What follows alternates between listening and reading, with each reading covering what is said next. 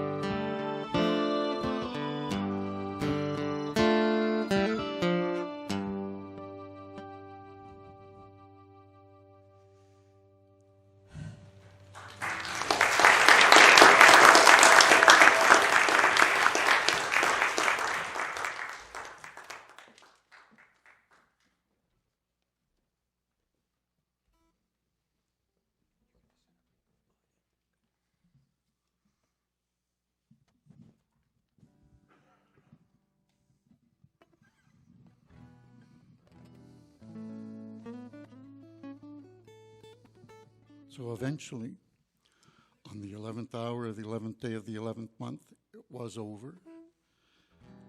In Toronto, that was announced by a huge emergency siren that Eaton's used to have, and it started wailing at that moment.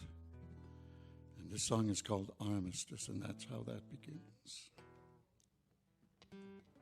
1, 2, 3.